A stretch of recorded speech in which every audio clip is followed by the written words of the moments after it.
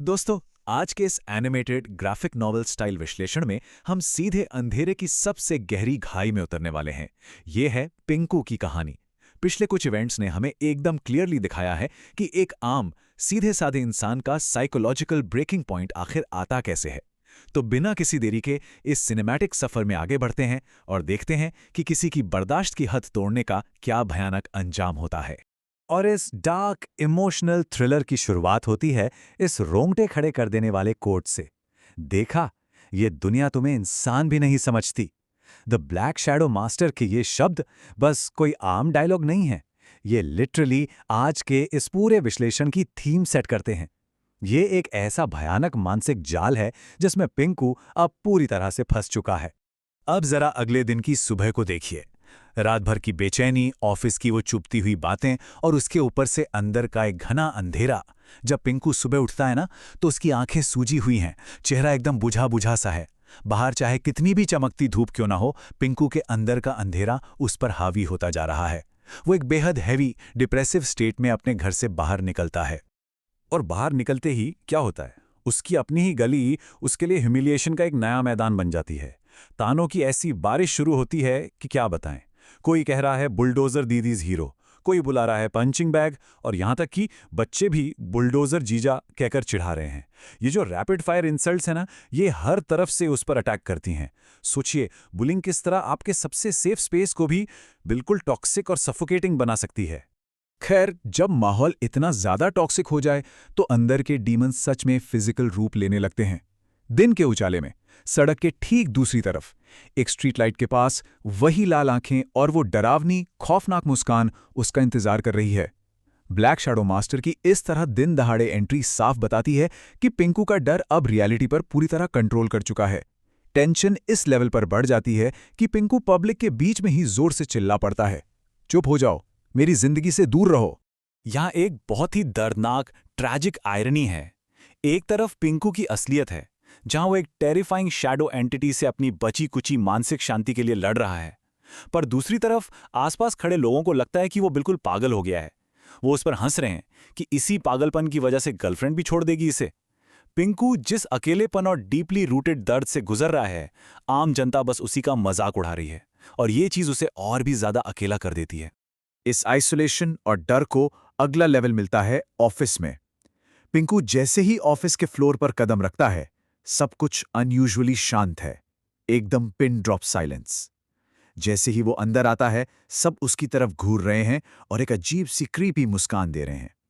मतलब ये माहौल बिल्कुल किसी हॉरर कॉमिक बुक के सस्पेंस वाले सीन जैसा फील होता है, जैसे एक बहुत बड़ा जाल सिर्फ और सिर्फ पिंकू के लिए बिछाया गया हो। अब देखिए यहां होता क्या है। एक तरफ रोहित का सो कॉल्ड फन या मजाक है, और दूसरी तरफ पिंकू की लाइफ की सबसे बड़ी ह्यूमिलिएशन। जैसे ही पिंकू अपनी सीट पर बैठता है, सामने एक जायंट स्क्रीन पर उसकी एडिट की हुई फोटो फ्लैश होती है। बुलडोजर दीदी उसे हवा में उछाल रही हैं और बड़ा बड़ा लिखा है एम्प्लॉय ऑफ द ईयर। ये परफेक्टली इलस्ट्रेट करता है उस एब्सोल्यूट इनजस्टिस को जो पिंकू फेस कर रहा है। पूरा ऑफिस उस पर ठहाके मारकर हंस रहा है। दोस्तों, ये कोई छोटा मोटा मजाक नहीं था, ये सीधा उसकी सेल्फ रिस्पेक्ट का मर्डर था। तभी अचानक एंट्री होती है अरण्या मैम की। What is going on here? इस एक कड़क आवाज से पूरे ऑफिस की वो जलील करने वाली हंसी एक सेकंड में रुक जाती है। एक बॉस का इस तरह से आना मोमेंटरीली सिचुएशन को संभालता हुआ जरूर लगता है, और हमें एक पल के लिए लगता है कि चलो शायद अब पिंकू को थोड़ी सी राहत मिलेगी। पर नहीं, असल में सबसे बड़ा धोखा तो अभी रिवील होना बाकी था। क्योंकि रोहित का घिनौना चेल सिर्फ उस स्क्रीन वाली फोटो तक लिमिटेड नहीं था। उसने क्या किया, क्लाइंट को भेजी जाने वाली एक्चुअल मोस्ट इंपॉर्टेंट फाइल को उस ह्यूमिलिएटिंग मीम से रिप्लेस कर दिया था। लिटरली, जरा उस लेवल के स्ट्रेस को इमेजिन कीजिए। पिंकू को अपर मैनेजमेंट और आरण्या मैम के सामने पूरी तरह से इनकॉम्पिटेंट और मेंटली स्ट्रेस साबित कर दिया गया। उसका प्रोफेशनल करियर, उसकी मेहनत, सब कुछ एक भद्दे मजाक में तब्दील हो गया था। और इस ब्रूटल पब्लिक ह्यूमिलिएशन का असर क्या होता है? मेंटल, पागल, लूजर। जब आसपास के कॉलीग्स ये शब्द धीरे धीरे हंसते हुए फुसफुसाते हैं, तो ये शब्द पिंकू के दिमाग में किसी फिजिकल हथौड़े की तरह यानी हैमर्स की तरह बजते हैं। ये बिल्कुल प्योर साइकोलॉजिकल वायलेंस है। हर एक ताना, हर एक शब्द उसकी बची-कुची हिम्मत को तोड़ रहा है और उसे एक ऐसी कगार पर धकेल रहा है जहां से वापस आना शायद नामुमकिन है। खैर, शाम होती है और स्टोरी में आती है एक छोटी सी राहत। भवानी शांति से पिंकू के पास आती है और आज उसकी आंखों में गुस्सा बिल्कुल नहीं है, बल्कि एक गहरी चिंता है। सच कहूं तो ये इस पूरे सफर का सबसे इमोशनल कोर है। पूरे दिन की रिलेंटलेस बुलिंग और गालियों के बाद भवानी अकेली ऐसी इंसान है जिसने आकर आखिरकार पिंकू से पूछा, पिंकू, तुम ठीक हो ना? भवानी के शब्द सच में एक नई उम्मीद जगाते हैं। दुनिया कुछ भी बोले, पर मैं तुम्हें छोड़कर नहीं जाऊंगी। ये एक बहुत बहुत बड़ा इमोशनल सहारा है। पिंकू की जिंदगी के इस एब्सोल्यूट क्योस के बीच ये सपोर्ट का एक लौता पिलर है। ये विजुअल और इमोशनल कॉन्ट्रास्ट बहुत तगड़ा है दोस्तों। एक तरफ जहां सारी दुनिया उसे ठुकरा रही है, उस पे हंस रही है, वहीं दूसरी तरफ एक इंसान अपना अनकंडीशनल सपोर्ट दे रहा है। लेकिन सबसे बड़ा सवाल यह है कि क्या यह सपोर्ट सही वक्त पर मिला? भवानी के इतने खूबसूरत शब्दों के बाद भी पिंकू रोने लगता है और अपना चेहरा दूसरी तरफ घुमा लेता है। यह ब्रिलियंटली इलस्ट्रेट करता है कि जो मेंटल डैमेज होना था वो ऑलरेडी हो चुका है। वो नहीं चाहता कि कोई उसे इस तरह रोते हुए देखे। बाहर से वो बेशक शांत और नॉर्मल दिखने की कोशिश कर रहा हो, पर अंदर से वो पूरी तरह टूट चुका है, शैटर्ड। और अब हम पहुंचते हैं इस कहानी के सबसे सिनेमैटिक, हार्ट पाउंडिंग हिस्से पर। रात का सन्नाटा।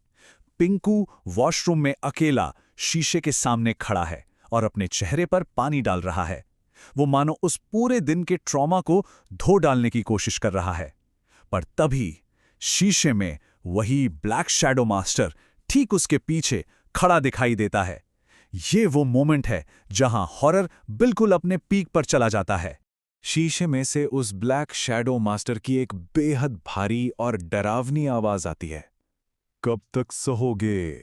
ये शैडो बहुत ही एक्सपर्ट तरीके से पिंकू के अंदर पनप रही उस नई नफरत और डेस्परेशन का शिकार कर रहा है। शैडो को अब समझ आ चुका है कि पिंकू के अंदर अब दर्द कम और गुस्सा ज्यादा उबल रहा है। दुनिया ने खुद ही उसे अंधेरे की तरफ धकेल दिया है। मुझे तुम्हारी ताकत नहीं चाहिए, पिंकू पूरी ताकत से चिल्लाता है। तभी अचानक वॉशरूम की लाइट्स फ्लिकर होती हैं और बैम! पिंकू अपने डर और उस आवाज को चुप कराने के लिए शीशे पर इतनी वायलेंटली मुक्का मारता है कि शीशा चकनाचूर हो जाता है। उसके हाथ से खून बहने लगता है। यह फिजिकल मुक्का लिटरली सिर्फ शीशे को नहीं तोड़ता, बल्कि यह पिंकू की साइकी, उसके दिमाग के टूटने की आवाज है। उसकी बर्दाश्त करने की लिमिट यहां आकर हमेशा के लिए खत्म हो जाती है। और ठीक इस मोमेंट पर एक बहुत ही चिलिंग विजुअल ट्रांसफॉर्मेशन होता है। एक तरफ हमें पिंकू की रियलिटी दिखती है, जहां उसके टूटे हुए हाथ से खून बह रहा है, लेकिन उन टूटे हुए शीशे के टुकड़ों के रिफ्लेक्शन पर जरा ध्यान दीजिए।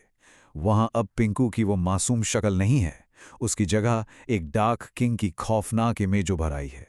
ये वो exact fraction of a second है जहां वो डरा सहमा पिंकू मिट जाता है और अंधेरे का एक नया राजा जन्म लेता है।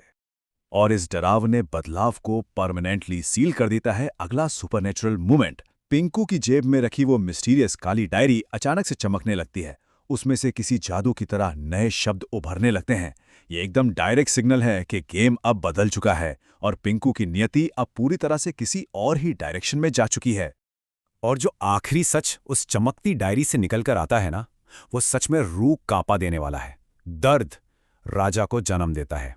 दोस्तों, ये इस पूरे एक्सप्लेनर का, इस पूरे मनोवैज्ञानिक एनालिसिस का अल्टीमेट थीसिस है। पिंकू ने जो इतना सारा बेहिसाब ह्यूमिलिएशन, ट्रॉमा और रिजेक्शन सहा है, उस इंटेंस दर्द ने उसकी अच्छाई को मारकर एक ऐसी अंधेरी ताकत को जन्म दे दिया है जो अब रुकने वाली नहीं है। जिसके बाद अब एक सबसे बड़ा और खौफनाक सवाल आकर खड़ा होता है। पिंकू आज पहली बार खुद अपनी ही ताकत से डर रहा है, लेकिन अब जब द डार्क किंग की ये अनलिमिटेड ताकत उसके पास आ ही चुकी है, तो वो इसका करेगा क्या? क्या वो इन तानों, इस बेइज्जती का चुन चुन कर बदला लेगा इस दुनिया से?